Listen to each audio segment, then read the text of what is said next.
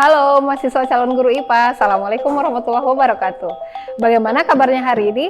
Semoga selalu sehat ya, sehingga bersemangat dalam mengikuti perkuliahan. Hari ini kita akan belajar suatu keterampilan yang baru nih, yaitu keterampilan mengelola kelas.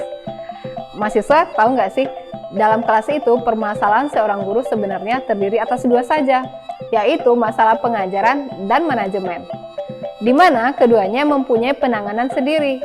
Pengajaran harus diatasi dengan cara pembelajaran yang baik, sedangkan manajemen diatur dengan cara pengelolaan. Nah, pengelolaan inilah yang akan kita bahas pada kesempatan ini.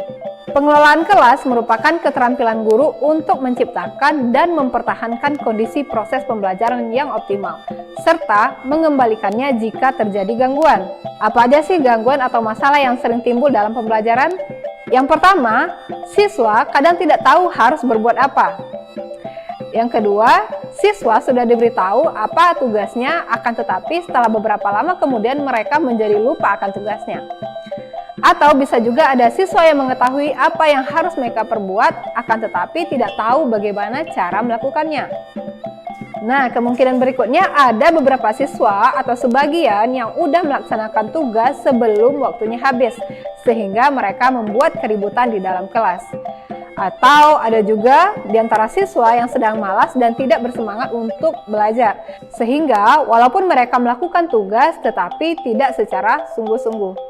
Oleh karena itu, penting bagi seorang guru untuk menguasai sebuah keterampilan mengelola kelas guna mengkondisikan belajar siswa dengan harapan supaya terjadi suatu kondisi kelas yang kondusif, memaksimalkan sarana dan prasarana, menjaga ketertiban siswa, menciptakan dan mempertahankan kondisi belajar yang optimal, dan rasa nyaman dalam proses pembelajaran.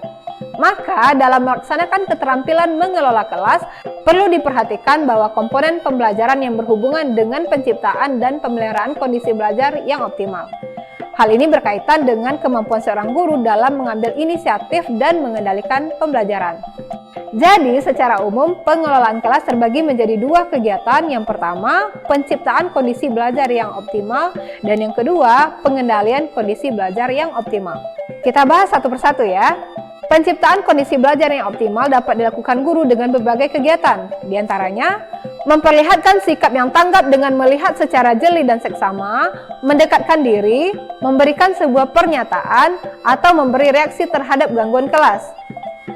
Membagi perhatian secara visual dan verbal, memusatkan perhatian kelompok dengan cara menyiapkan siswa dan menuntut tanggung jawab siswa, memberi petunjuk-petunjuk yang jelas, serta menegur secara bijaksana. Sedangkan keterampilan yang berhubungan dengan pengendalian kondisi belajar yang optimal antara lain modifikasi tingkah laku.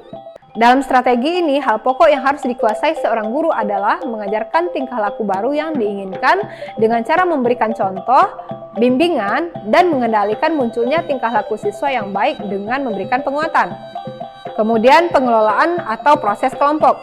Dalam strategi ini, kelompok dimanfaatkan untuk memecahkan masalah-masalah pengelolaan kelas yang muncul, terutama melalui kegiatan diskusi. Berikutnya, menemukan dan memecahkan tingkah laku yang menimbulkan masalah. Dalam strategi ini perlu ditekankan bahwa setiap tingkah laku yang keliru merupakan gejala dari suatu permasalahan. Nah, itu tadi kegiatan yang dapat dilakukan guru dalam hal penciptaan dan pengendalian kondisi belajar yang optimal. Berikutnya, seorang guru atau calon guru harus mengetahui prinsip-prinsip pengelolaan kelas. Apa aja? Setidaknya ada 6 prinsip pengelolaan kelas, yaitu kehangatan dan keantusiasan dalam mengajar yang dapat menciptakan iklim belajar yang menyenangkan, penggunaan kata-kata atau tindakan yang dapat menantang siswa untuk berpikir, penggunaan berbagai variasi yang dapat menghilangkan kebosanan, keluasan guru dalam pelaksanaan tugas, penekanan pada hal-hal yang bersifat positif, serta penanaman disiplin diri sendiri. Oke, demikian hal-hal penting tentang pengelolaan kelas. Semoga dapat dipahami dan dipraktekkan ya. Sampai di sini dulu pertemuan kita. Jangan lupa baca modulnya untuk menambah pemahaman kalian. Kita tutup pertemuan ini dengan alhamdulillahirobbilalamin dan sampai jumpa.